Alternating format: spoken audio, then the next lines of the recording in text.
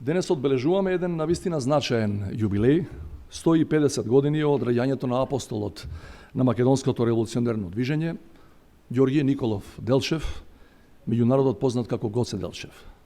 Изложбата поставена од Државниот архив на Република Северна Македонија, во која се опфатени оригинални документи, писма и фотографии, како и написи од весници и други архивски материјали, поврзани со неговиот живот и револуционерната активност, несомнено е централниот настан во одбележувањето на овој јубилеј. Особено е важно што на изложбата се презентирани материјали на Државниот архив кои нашата јавност може да ги види за прв пат. Ова е без друго ретка можност да се направи пресек на архивскиот материјал за Делчев, собиран низ годините, но и да се поттикне научниот интерес за понатамошно истражување, особено во архивите на Република Турција, како и во дел од соседните држави. Познато е дека за Гоце Делчев, како една од нашите најзначајни историски личности, постои прилично обемен научно-историски и книжевен опус. Во еден дел станува збор за естетизиран белетристички пристап со присутен романтичарски патос, а забележливо и честото споменување на неговото име во нашето фолклорно творештво. Сепак неговиот лик и дело заслужуваат и нови истражувања, нови студии и научни собири и преведување на новите наоди на светските јазици.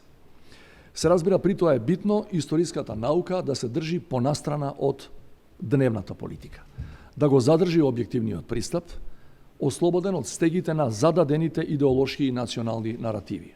Во овој контекст, она што како граѓа е досега собрано во нашиот архив, има непроценлива вредност.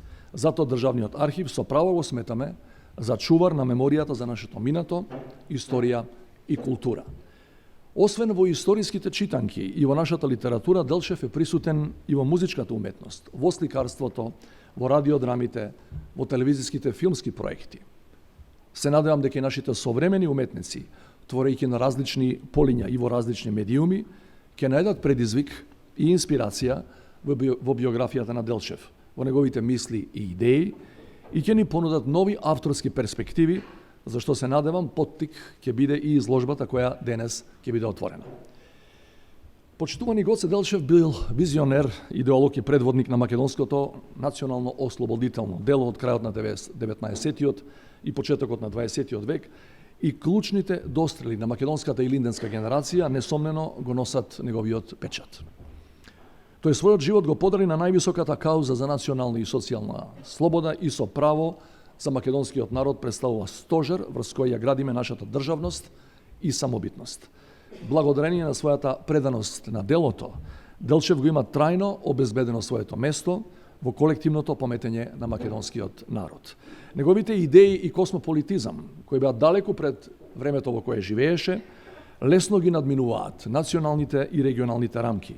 Станува збор за револуционер, чија мисла и дело ги крепат најзначајните општо човечки концепти за слобода, правда и рамноправност. Не прави горди што неговите идеали ги споделуваме со сите слободолюбиви народи во светот, особено со нашите први соседи. Почитувани присутни, светот во кој живееше Делчев и оној во кој ние денес живееме се сосема различни. Македонскиот народ, за чија слобода се бореше, неа ја извојува и формираше своја држава, за да може еднаков со сите останати да се надпреварува во светот, разбран како поле за културен надпревар меѓу народите. Сепак неговите идеали не се целосно остварени. Сведоци сме дека и модерниот свет не е имун на конфликти, тензии и кризи од најразличен карактер. Полето за културен надпревар се стеснува и од време на време станува арена во која важи синтагмата дека човек на човека му е волк. Нашата главна битка денес е да направиме се во рамките на нашите можности, како држава, како поединци, како луѓе пред се, и да се надпреваруваме само во културните, во цивилизацијските битки и во надпреварот на идеи.